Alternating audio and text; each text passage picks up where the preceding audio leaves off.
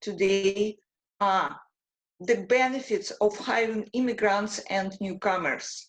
We are also going to talk about some strategies on how to create a welcoming and inclusive workplace. We will discuss what challenges employers might have and how to overcome them.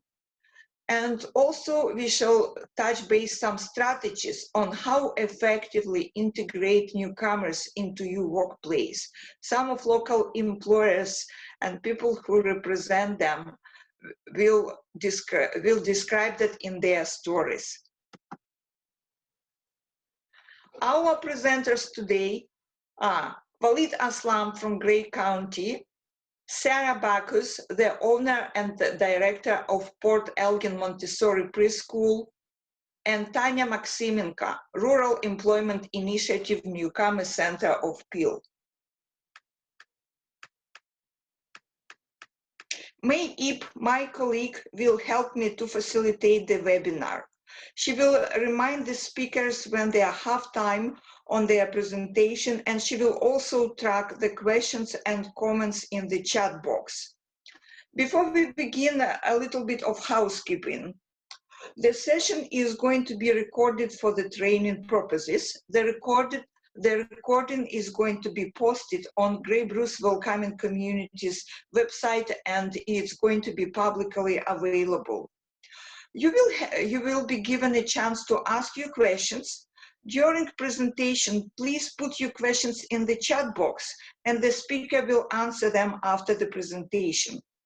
All speakers' contact information will be shared with you, so you can contact them and ask more questions. At the end of this webinar, I will ask you to do a short evaluation. We are testing the webinar to make improvements. So after the project is finished, local immigration partnership and YMCA settlement services can continue training to build employers' capacity working with newcomers and immigrants. And let us begin. Our first speaker is Walid Aslam from Gray County Social Services. Walid moved to Owen Sound 2 years ago and have been involved with many of the efforts within our community to attract and retain newcomers and immigrants to our beautiful community. He will be talking about the impact newcomers are making at the workplace and the role of employers in supporting newcomers. Welcome, Walid. Thank you, Olga, and thank you for having me. Can you guys hear me well? I want to make sure of that first. Okay, perfect. Well, good morning, as I said. I'm just going to start sharing my screen here.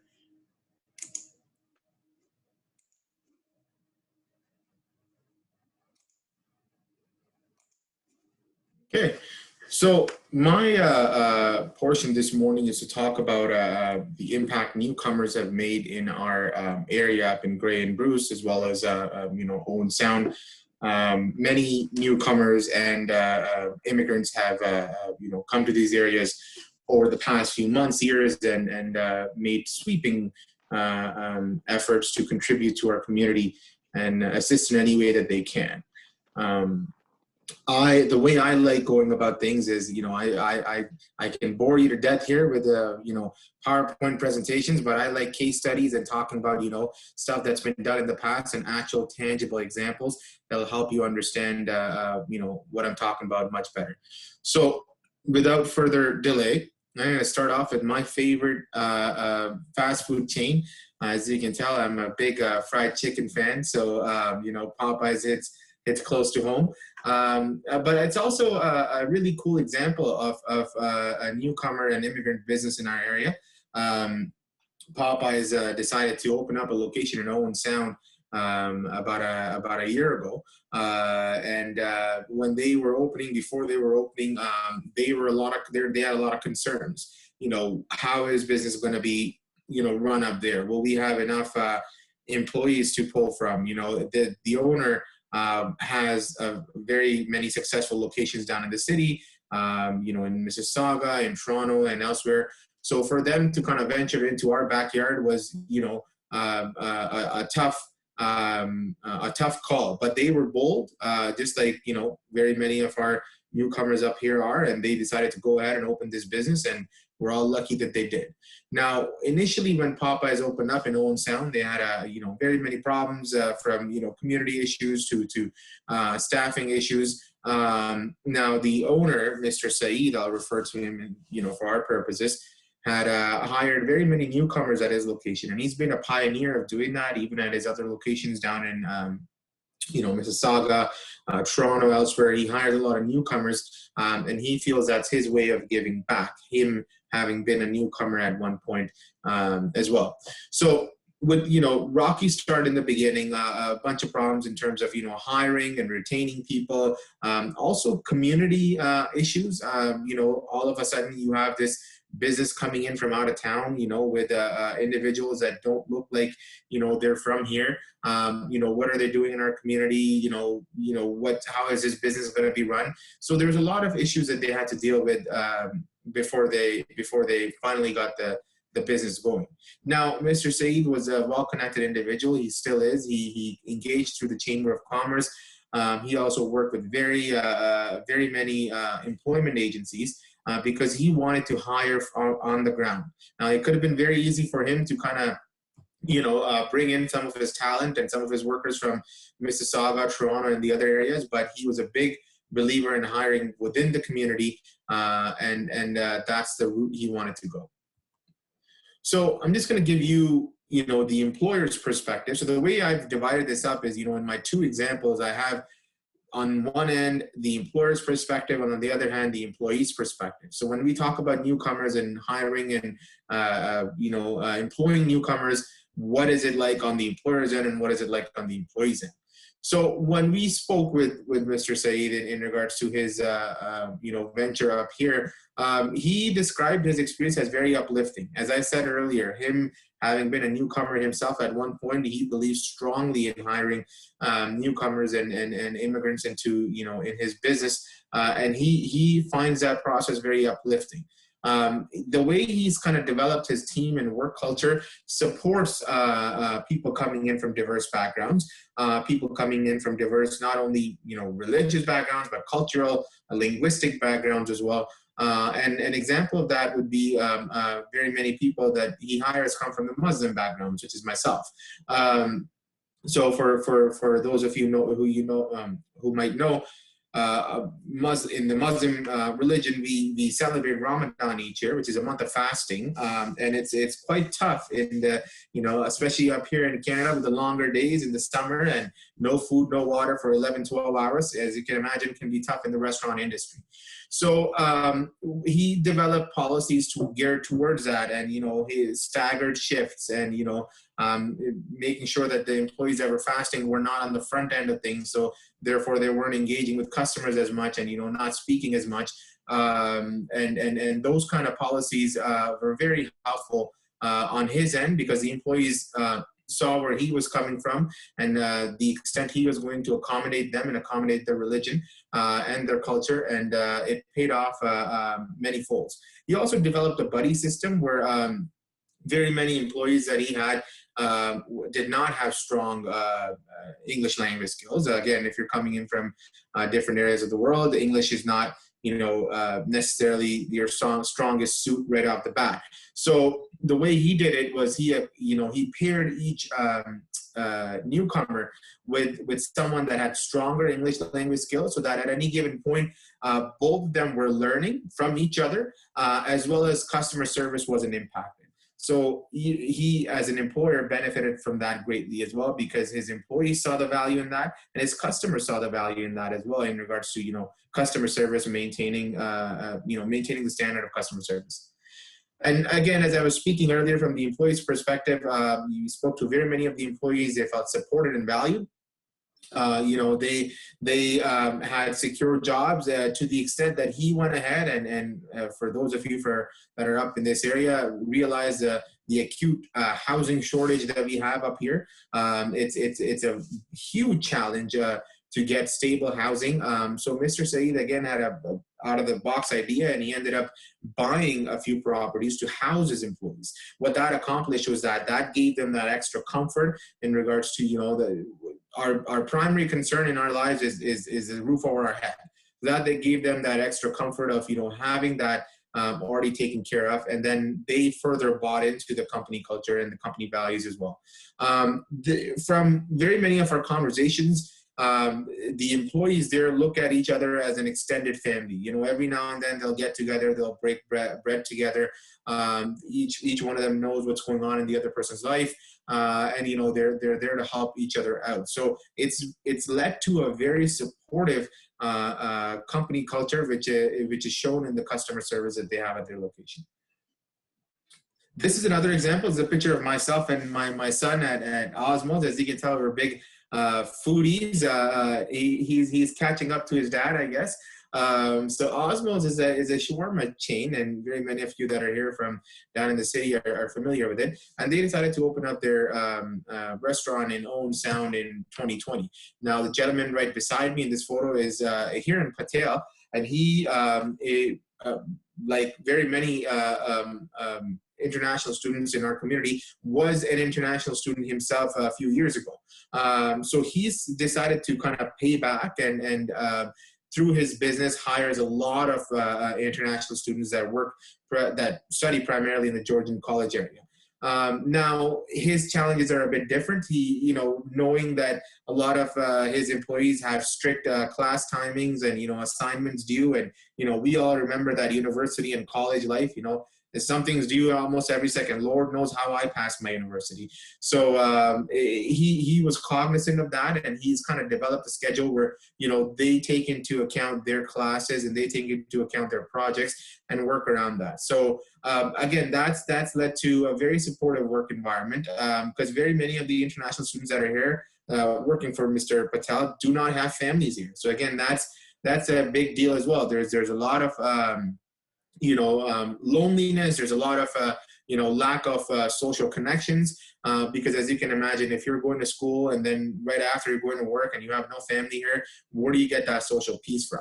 So he has kind of developed, again, this family type culture where they'll get together each week, they close up shop and then they get together and they break bread and they talk about their week, and it's very close knit, and that's kind of resulted in, as I say at the end of my slide there, zero turnover on his end, no absenteeism issue, and he's very happy with his employees. And when we look at the bigger picture, to kind of sum it up in terms of having newcomers and having newcomers in our area as business owners, as employees, as people that are studying, I think it's very beneficial as it's contributing to our region. We're coming up with a highly motivated workforce. We need investment. We need employment in our area, and these employers that I discussed are glaring examples of how you can support your employees and you can support your organization to kind of further achieve those results. This leads to a win-win situation both on the employer end and the employee. And I also think it leads to a win-win situation on the region's end as well. We win as well at the end of the day when we have successful businesses that are thriving and that are benefiting. Again, turnover and absenteeism is very low. Because people are so vested with their employers, and the employers are such supportive individuals. And again, supportive work environment helps everyone grow in their respective professions, contributes to our community, and contributes to our economy the most. So I think those are some of the benefits that we have from attracting and retaining newcomers to our area. That's it from my end, and I'll open it up for if there's any questions that are there on the floor. Thank you so much, Walid. It was very interesting to hear about local business experiences, and well, those businesses are very popular. People like them. Walid, I'm wondering, I know you are involved a lot in economic development of our region and supported quite a few newcomers who like to open their own business. With all our new reality, how do you think, how will they engage in engaging of newcomers play a role in the recovery of our local economy? I think it's a good question, Olga. I think we got to look at it from a post-COVID perspective. People talk about the challenges that COVID presents. I talk about the opportunities that COVID presents. As that, exodus from Toronto and those areas happens, and people all of a sudden working from home or working remotely is not a foreign concept as it used to be. I think our area stands to benefit the most from that. We've already seen it in our real estate market, and I know, Olga, you're an avid investor such as myself, and you see it, in our economy as well. So I think, post-COVID, we have a massive opportunity that lies ahead of us in regards to attracting and retaining not only newcomers, but immigrants and migrants to our area that bring in fresh ideas, that bring in, that much needed investment, which I think in the long run will lead to much more employment, much more commerce, and economical activities in our area. So I think that's how in a post-COVID world we stand to benefit a lot from such instances of great employers and employees contributing to our community. Thank you so much, Walid. So I'm looking if we have more questions. People feel free to ask questions. Well, we are moving on. Newcomers are often seen as a burden to a Canadian economy, but they can become a solution to your business challenges.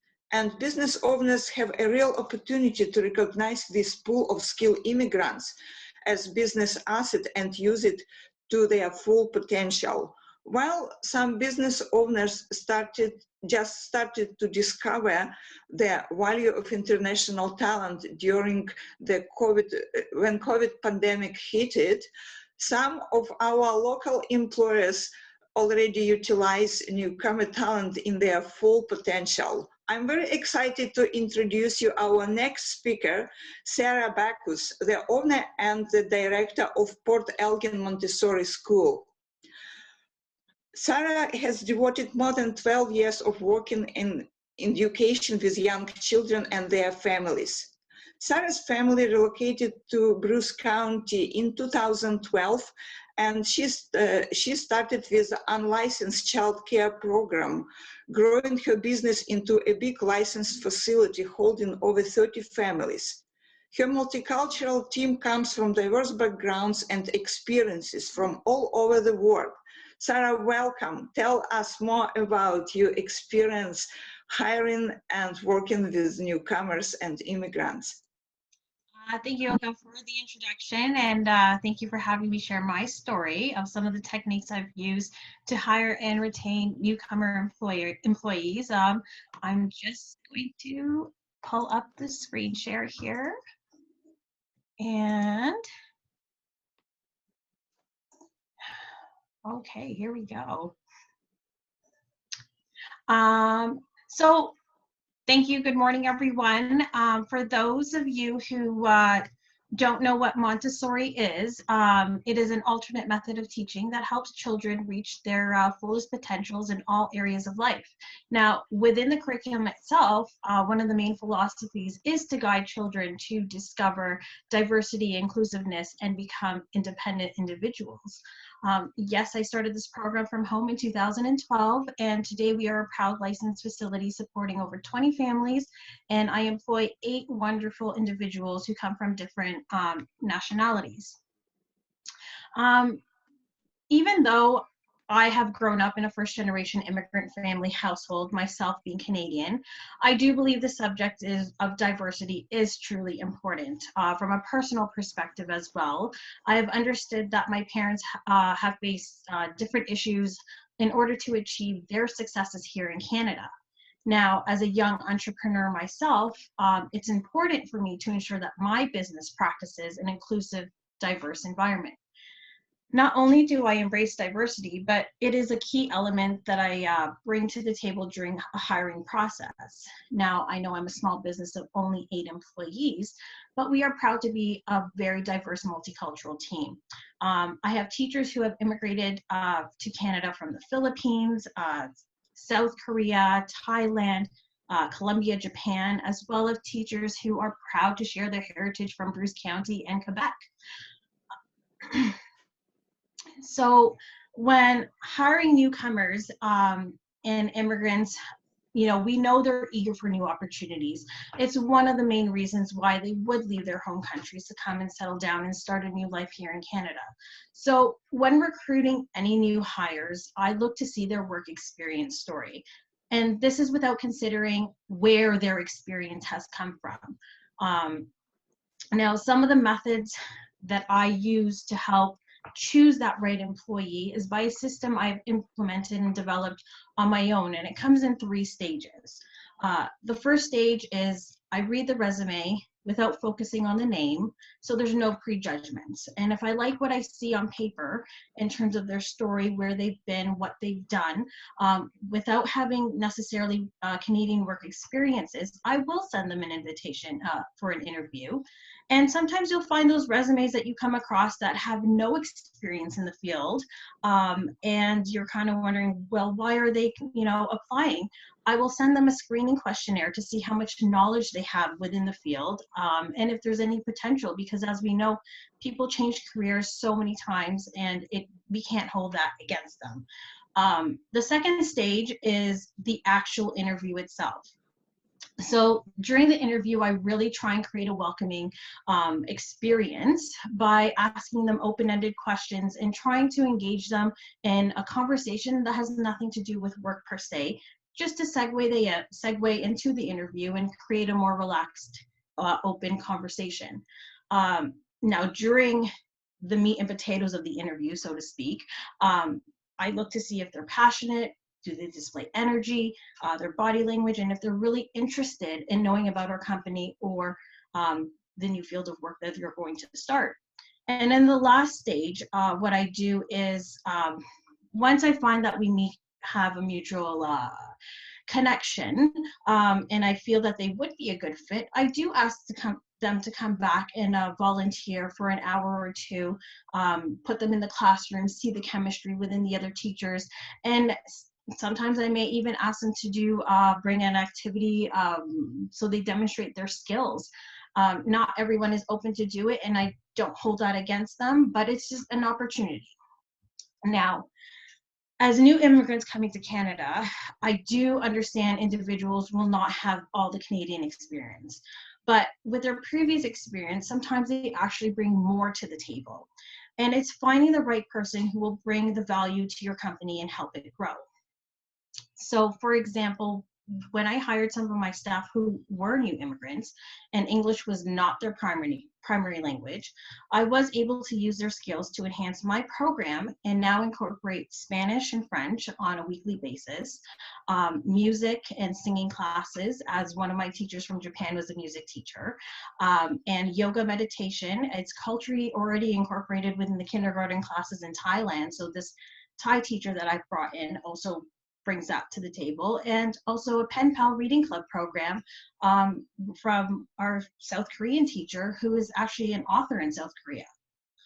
So what I found was, when I opened up myself to becoming more inclusive and diverse, I opened up our markets as well. Now, especially I find that within our small community of Bruce County, when families do see these, they do appreciate their own heritages actually being recognized and valued. Now, how do I set up a welcoming, inclusive environment at work? I honestly, truly use a Montessori philosophy when operating my business, from the classroom management to the administrative management. As a famous saying goes, you lead by example. Now, some of the methods that I use to ensure our work environment is a healthy, welcoming, and inclusive is by reinforcing that we all have a seat at the round table. What does that mean for me? Well, creating a work family environment where we welcome everyone. And I literally say, when a new employee comes on, welcome to the PMP family. Supervisors and myself are making personal connections with all staff. We hold monthly meetings with open-ended discussions on what our goals are and how we will work as a team to achieve them. constant communication between our clients and staff with newsletters, listening to issues at work and at a managerial level. Sometimes we have to take ourselves with an open door communication policy and open ourselves to some personal issues for some employees at times and just be an ear for them. What we also do is additional training for webinars, how to be more inclusive as a team, and that way it will trickle down to the students as well, and educators, and taking the time to recognize staff dedication and hard work and achievement. Now, this next slide here is a small little clip that I can kind of visually share with you of how we as teachers learn about different heritages, learn about different cultures, and we share it with our students, and we try and celebrate all holidays throughout the school year. Now, with every up, sometimes there are some challenges along the way. Just as every business goes through its growing pains, we have amazing days and we have days that feel like, well, we've hit rock bottom. You know, I'm sure we can all recall our first jobs. I was 16, I worked at Winners. Really, how hard can folding clothes be? But, you know, in a nutshell, it wasn't just folding clothes. It was customer service. It was using machines I've never used before, responsible for your department and cleanliness, and all while making a good first impression. So I reflect on those moments as on a personal level when an employee begins their employment, but especially when newcomers come on board. I recognize that they are new to our entire culture. English may not be their primary language at times, and our policies and procedures in North America can be overwhelming with higher expectations. So it may not be written within our handbooks, but I believe it's an unwritten rule that employers need to be empathetic. Now, out of the employer's empathy, as Waleed said, it becomes a win-win situation. When I display empathy towards my employees, it does several things for me. Communication is more harmonious, employees feel heard and valued, and once the employee feels heard, they become more motivated, and then they're able to contribute more to the workforce. Now, on a broader picture, yes, you have affordability. Affordability, housing is an issue, transportation, and lack of recreational facilities. But what I do as an employer to help with these situations is when it comes to housing, I've actually gone and helped negotiate rent rates for them. I give bonuses every year, and I encourage to share accommodation when possible. When it comes to transportation, I've purchased bikes for some of my employees so they're able to come to and from work. We have a rideshare program that's incorporated amongst staff to help one another get to and from work. And just as I train individuals for the job, I give them a comprehensive overview of our local area and highlight the bigger picture. And my last point here, how I integrate newcomers to the workforce is, I announce it to their staff because I feel that they need to know who will be joining, what is a bit of their background, and it becomes exciting news rather than a big surprise. Welcome bags, we give it to our clientele. We give who doesn't like getting free stuff, really. So we create sort of an orientation package where we throw in a couple Timmy's cards, their uniforms, any tools that they may need to get them through the first couple weeks of work, and individual meetings with employees. This is something that I do to try to be more inclusive, and knowing that some of them are new immigrants. Every staff meeting, I take it upon myself to pull each staff aside to say, hey, how did you feel that went? What came out of that for you? So that way the ones that feel that, they may not have comprehended all of it at once, they don't feel isolated in that aspect. And we have a mentorship program that I've established within the workforce, and it's similar to what Waleed was explaining earlier. You have a new employee, you partner them up with a senior employee, and that way they're able to work through a hands-on approach how the culture of the workforce develops. And my last point here before I conclude is the cup of tea approach. And like I mentioned before, growing up in a first generation immigrant household, specifically East Indian household, whenever someone comes to the door, you could be the a Rogers technician or the repairman. You were welcomed in the house for a cup of tea. And I guess from that, I saw how my parents would get to know people and their stories and their information they would retrieve from one cup of tea or coffee. And they grew their network and social expansion.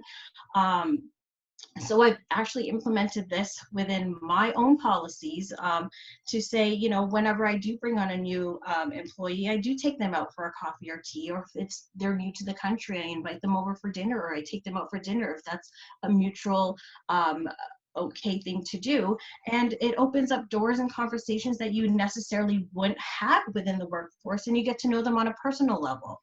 So, you know, these are small minor things that we can do to help them integrate better. And if you don't have the opportunity to do these certain things, you can do it at work in your staff meetings, have icebreaker games, or have team building days where I've actually taken employees to escape rooms and we've had a great day of fun trying to just hang out with each other. You know, it just creates a bond. We work every Monday to Friday, sometimes 9 to 5. You want to go to work. You want to be able to be happy going to work with the people you work with. Why not build relationships, right?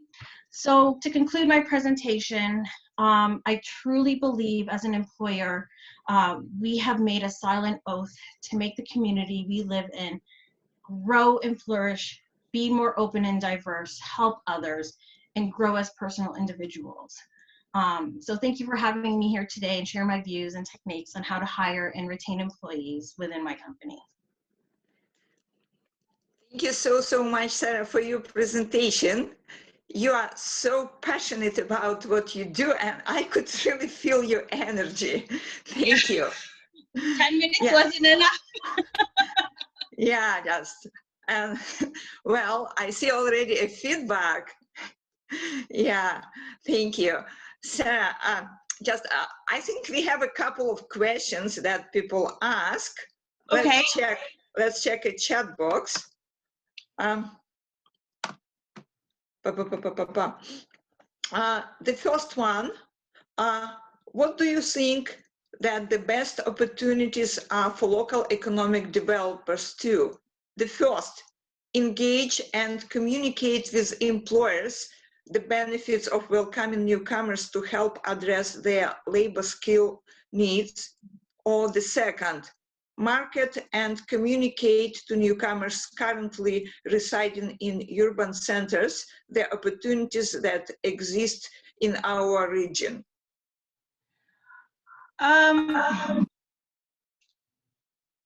So really the question there is, sorry, it was a long one. Yeah, if you open chat box, open chat box at the bottom, you could read that. Okay, best opportunities for local developers to engage and communicate with employers. Oh, here we go. You know, it's how you market yourself too at the same time, I believe, and what you are looking for your company or to grow as a region. There's opportunities everywhere. It's just how to look for it and where to look for it, right? You know, in that aspect. I don't know if I've really answered that well. Yeah, well, I think actually the question is for all presenters, and if we have time at the end, we will just, I would encourage everyone, all of our presenters to answer that. There is a second question to you, Sarah. Kathy is wondering if you work with both men and women newcomers. I have. Currently, we only have females on our workforce, but you know, we are open and we are diverse to having whoever fits the position at the school. Okay, thank you, Sarah. More questions? Yeah. I'm wondering if we should have like 3 minutes coffee break Go to the washroom, grab your coffee, or just walk a couple of minutes around, and we will resume within 3 minutes. Now is 10:41. Oh, Kathy, the name of Sarah's business. Sarah, the name of your business. Oh, it's Elegant Montessori Preschool. I can tell you even more. After our presentation, I'm going to share all the contacts of our speakers. So just you will have names and you can contact them on individual basis. So 10:42, okay. 3 minutes coffee break. We will resume at 10:45. Take some break.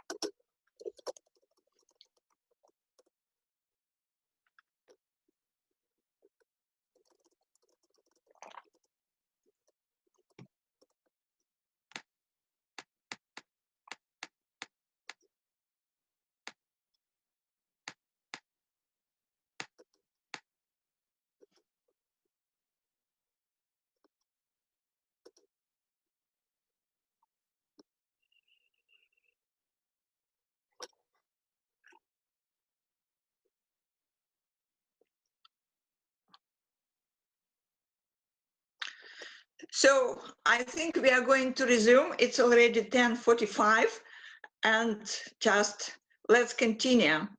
Newcomers bring skills and knowledge to our community, and they are an important part of our future. As our population continues to age out of the workforce, it is important that we have resources available to help newcomers to settle and call Grey Bruce home. Our next speaker, Tanya Maximenko from Rural Employment Initiative Newcomer Center of Peel. Tanya Maximenko is a training and development facilitator for the Rural Employment Initiative at the Newcomer Center of Peel, Mississauga. As the part of her role, Tanya helps skilled newcomers to find employment opportunities in smaller communities and relocate from GTA to rural areas.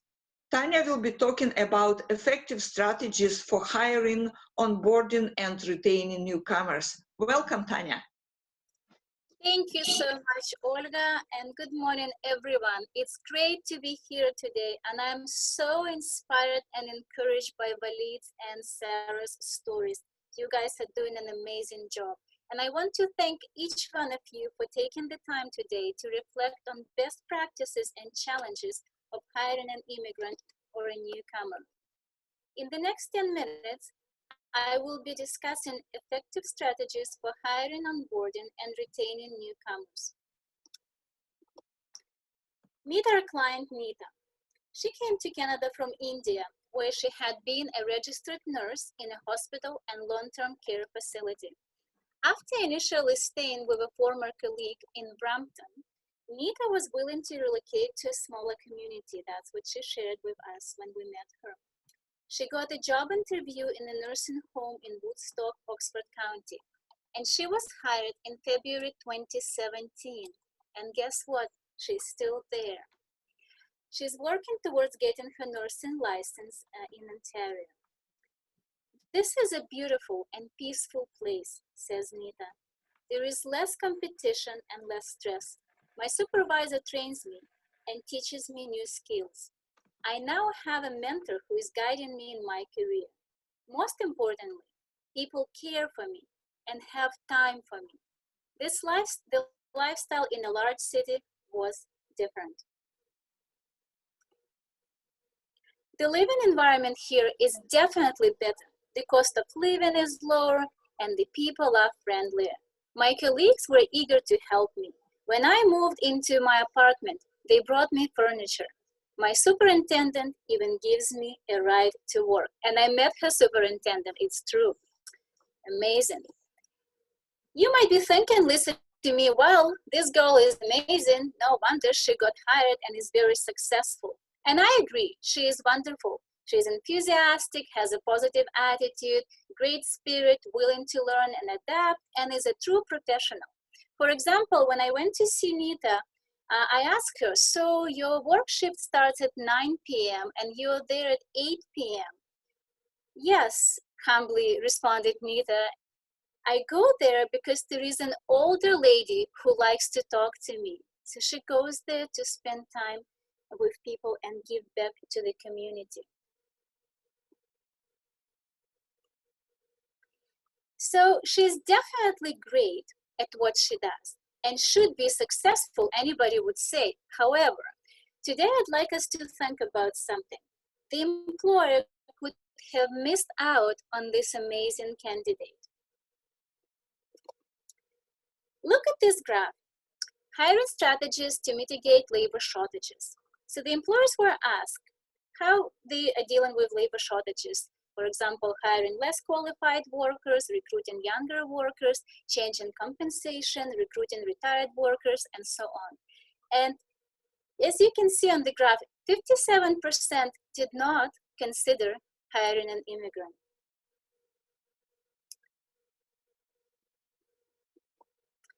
Nita is married now, but at that time, her full name was Nita Mo Parapan Atuputen Purakal Subramanian.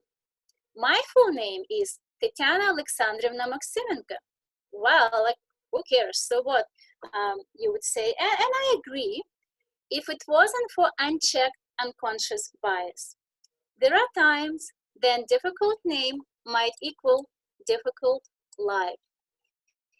Researchers at Ryerson and the University of Toronto found that Canadian job seekers with Asian names are 20 to 40% less likely to receive a call back simply because of their name. And thank you, Sarah, for sharing your best practices at how you pre-screen your candidates. Hiring managers on average look at each resume for just 7 to 10 seconds before deciding whether it should be a second review. And so these split-second decisions are often made on an unconscious level, influenced by the unconscious biases or preferences we might have. I have a question for you guys. Please use the chat box to answer it. How many teeth does a mosquito have? You have 50 seconds.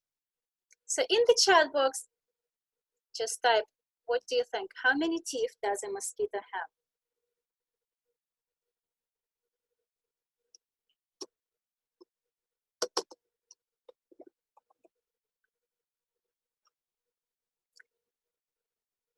All right, thank you.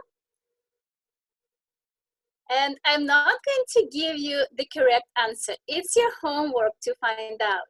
But anyways, like, why are we talking about mosquitoes? Well, let me tell you about some very interesting studies.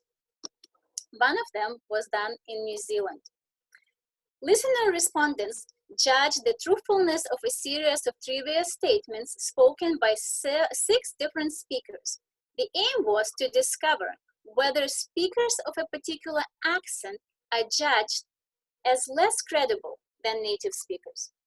And these are some examples on the screen of different statements that were actually used in the study. So results indicated that certain accents are perceived as less credible than others. It is suggested that associated stereotypes and listeners' familiarity with that particular accent had an effect on perception of credibility. So if someone with a particular accent that you're familiar with would say that a mosquito has 2 teeth, you're more likely to believe this person versus if someone with a new accent, non-native speakers would say the same statement. Isn't that interesting? So throughout our daily lives, aspects of the way we speak constantly affect how we're perceived by others. It's happening right now as I speak. Sometimes an accent can have positive effects on how we're perceived in society, while at other times it can cause a person to be stigmatized or even unfairly judged.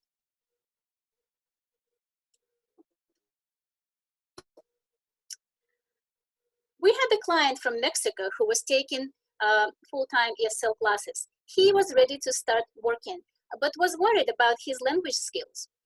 He found employment in Seaford, Huron County. With the help of the amazing economic development officers and local community, he found a way to continue his ESL classes while working on the farm.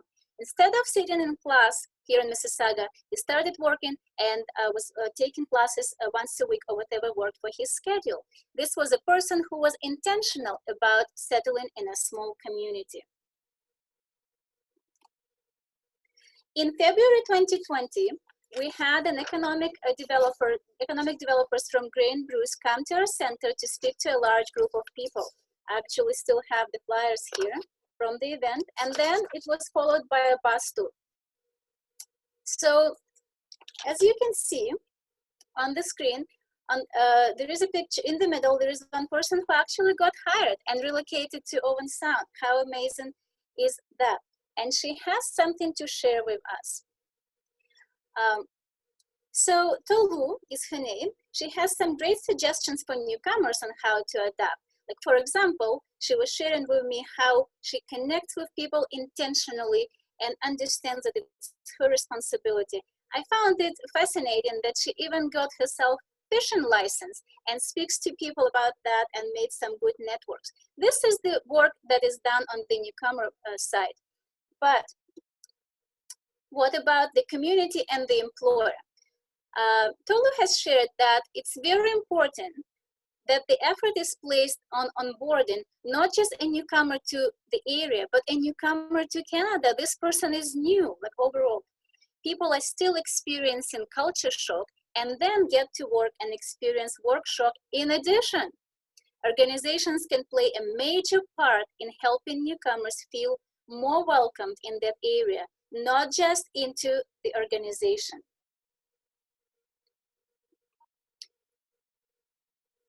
Having potlucks, learning about each other's holidays, and having cultural events is great, but it's more than just events. Let's see what Tolu says. One of the things that has helped me is 2 managers that I do not even report to in my organization took interest in me, and they constantly check on me. Some have invited me to their homes for lunch, and some to other public areas to tour together. She has also told us that the settlement services of YMCA were extremely helpful, as well as economic developers. I would like to encourage you to read this book if you haven't read it yet, on everyday bias. We don't have time today, but it speaks about very interesting aspects of bias, which can be positive and negative, and there are constructive and destructive ways of using it. So this is a great resource. Thank you so much for your time, and never stop exploring.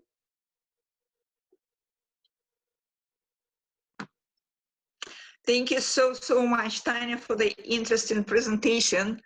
I find the part about the individual who recently relocated to Grey Bruce during pandemic was especially interesting and engaging. That is wow.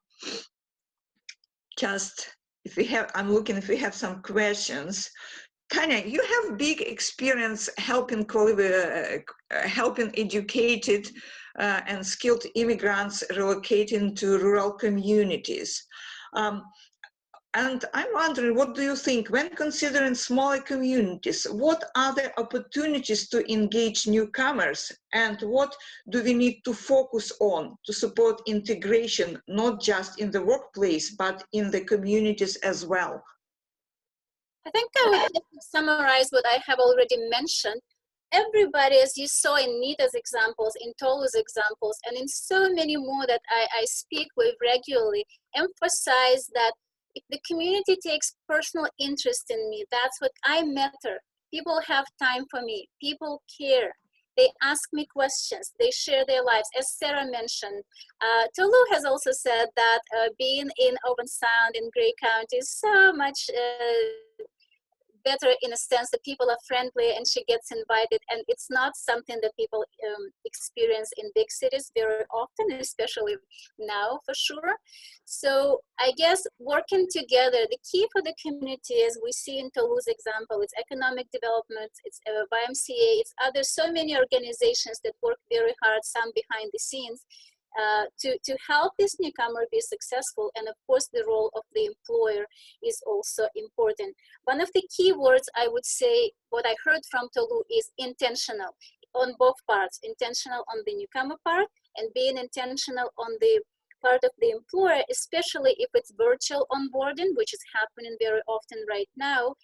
We do not just assume that the person already knows it. It's really good to be intentional about making sure that someone who is overwhelmed with culture shock, being in a new place, being in a new country, missing their home, that they are able to integrate and make the valuable contribution. Thank you so much, Tanya. I think the last presentation, and actually your comment, Tanya, answers the question that was asked before by April. April, please let us know if it answered your question. Just because the question was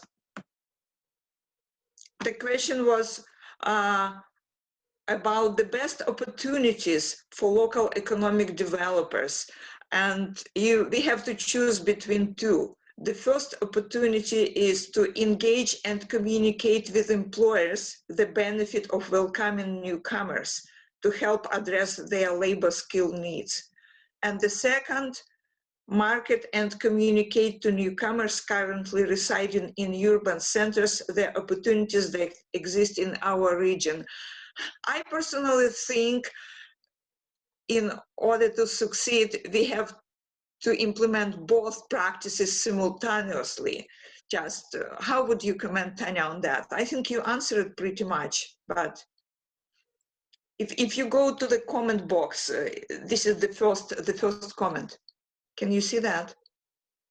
From my experience, a lot of people, of course, they come to what we call MTV, Montreal, Toronto, and Vancouver, perhaps not knowing how to connect with employers and communities outside of the major cities. So good job, guys, on like just marketing yourself, getting out there, connecting with organizations, for example, like ours, which has access to the newcomers who landed in the GTA, but not all of them have to be in the GTA. Now, living outside of the major city is not for everyone. So part of a very important strategy is identifying those individuals who will really thrive in the small community. Because there are some people who are clearly downtown Toronto type of people, and it may not be the best. It's still good to work with them and help them make an informed decision and understand what it takes. But it's identifying those who will do really well.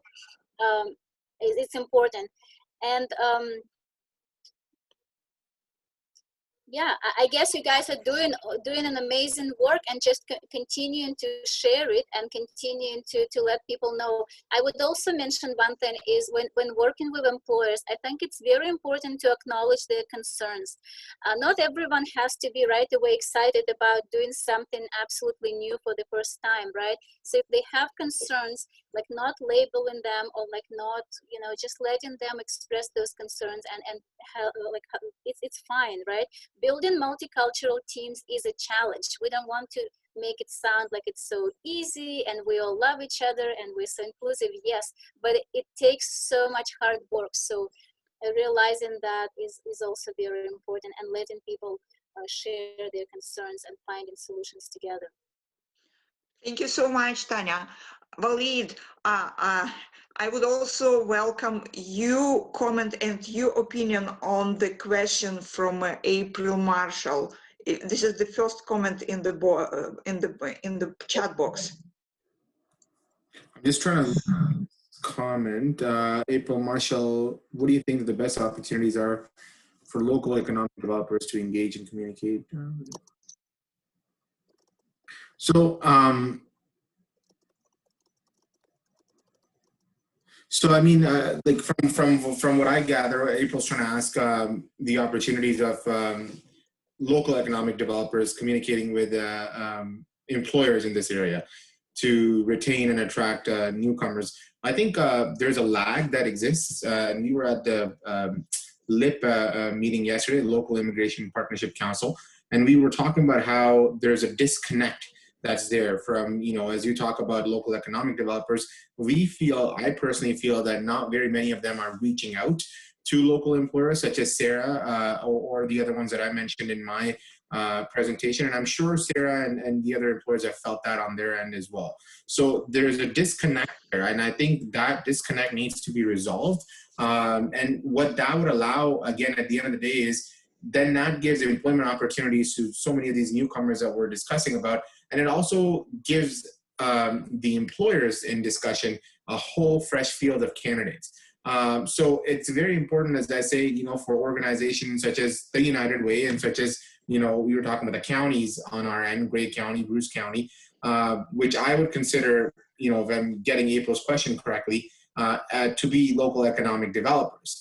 It's important for them to connect with employers and have a strong network where employers can communicate with them and discuss some of the challenges that they're facing and some of the opportunities that they feel might exist. So to kind of wrap it up, as I said, I think there needs to be a better network, an overarching network that would connect the two together, and I think that will benefit everyone involved. Just really quickly, she also talks about marketing, communicating to newcomers residing in urban centers. I think we're already doing that. I think a lot of that is happening, and you see that with very many people, as Tanya was talking about, considering our area for living and for investing. As time goes on, I think time is on our side. Time is the best marketer of all, especially in a post-pandemic world, as I mentioned earlier, as the cost of living down south increases to absurd levels. I think it'll only impact us in a positive way. So a lot of that is also happening naturally, but I think institutions such as the one Tanya works at are very important in terms of marketing that, and we got to market creatively. A lot of people that I talk to that live in Brampton, that live in Mississauga, what I tell them, and I see Tanya nodding, is that Flesherton and Dundalk is only an hour away, right? And you can still live in Brampton and work in Brampton at at a factory, at an office or whatnot, and still be able to drive that hour-long commute to Flesherton or Dundalk. Lord knows I used to live in Hamilton, and some of my MBA co-ops used to be in Etobicoke and Toronto. I'll tell you this, I would take that hour-long drive from Flesherton to Brampton any day than the 403 from Hamilton to Toronto. So, and I feel a lot of people, would agree with that. So that's how we got to market it. I think time is on our side, though, to be honest, April. Thank you so much, Walid. I hope Walid was able to answer your question. Well, we are wrapping up, and I would like to say that our project almost comes to the end, but we hope that the training materials we designed are going to be useful for local employers to build their capacity working with newcomers and immigrants. This is our last webinar in the series of webinars for employers. But for more of our webinars, please visit the website of Owen Sound and District Chamber of Commerce. I will send you the link via email. Sorry for interrupting, Olga. Yeah. So Kathy has a very, very good question. Sorry, I missed that. Sorry. Yeah, in the chat box. What would you suggest that network look like? Who would be sitting at the table? I'm working with a client whose spouse is working at Bruce Power, but the spouse is looking for professional opportunity within Bruce County. There's a disconnect with employers outside Bruce Power. I think, May, if you allow me, I think Kathy's question is geared to my comments. Kathy, I think brilliant question, and that's the premise of our discussion today. There's very many organizations that are operating in our community. First and foremost, as someone already mentioned, the Y Settlement Services. I feel Jennifer had typed that, and absolutely bang on. I would connect with Y Settlement. They've gotten a bunch of grants in regards to assisting with that. Welcoming Communities, which is one of the partners here on the presentation today. We're a group, I'm a founding member on that, and we talk about individuals such as the one that you mentioned, that are working at Bruce County and looking for opportunities in the area. Aside from that, I would reach out to the counties directly as well. Why would, what's preventing us from reaching out to Bruce County and to Grey County? Maybe their economic development departments. I know ours at Grey County is very, very involved, and just, call them up and be like, hey, we've got this individual that's looking for opportunities.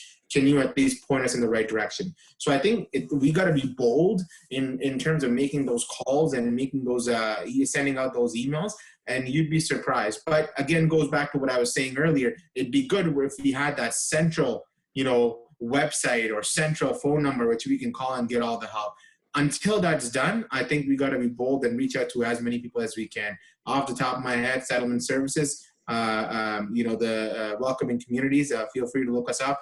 And the counties themselves. So I hope that answers your question. Yeah, so I would like to add that the local immigration partnership is a very, very good table for employers to sit on. So if any of the service providers or anybody here from the county or an employer, if you're an employer yourself, who are thinking about having newcomers as your employee and wanting to understand what can be done on your side, the local immigration partnership will be a good contact. I believe Melissa is here today, right? And she was signing up for the webinar. I hope she's here. Yeah. If not, I will share the contact of Melissa in the email that I will send as follow-up after the webinar. So you can contact Melissa. Just from an employer's point of view, who is in Bruce County right now, we do postings all the time, and we just use like your regular like Job Bank of Canada. We use agencies as well. So if that individual is having a hard time, it's just sometimes a simple Google search as well. And if their spouse has started working at Bruce Power, that is a whole network in itself. If he is able to kind of, everything is through word of mouth, especially up in the rural areas.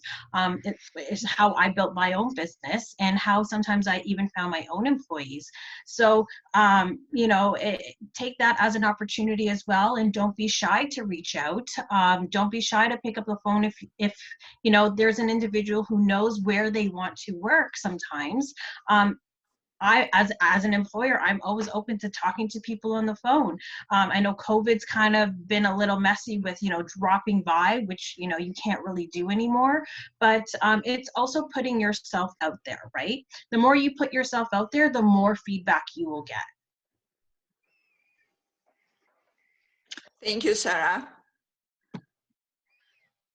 That's Melissa just entered. Thank you so much, everyone. As our project comes to the end, we still hope the information presented was relevant and useful for you. Your feedback is very important to us and will help us to improve. Please fill a short anonymous evaluation form via SurveyMonkey. It will take only 2 minutes. I will provide the link in the chat box shortly. Just right after I just finished screen sharing. At the end, I would like to thank you all our speakers for their wonderful and very informative presentation. I think it was really great. And I would like to thank you for your time. Thank you so much for joining us. Thank you so much for being with us today, for coming to learn, because I feel there is a great interest. There is a great interest to hire and retain newcomers. I'm posting, just give me a second. I'm navigating chat box. I'm posting the link to SurveyMonkey. This is a short anonymous form. It will not take much of your time, but will be greatly appreciated by us. Thank you so much for being with us today. As I promised, I will send all the speakers' information. I will also resend the link to SurveyMonkey, and I will send local immigration partnership contact, so just you can stay in touch and ask you questions. Thank you so much, everyone. Thank you.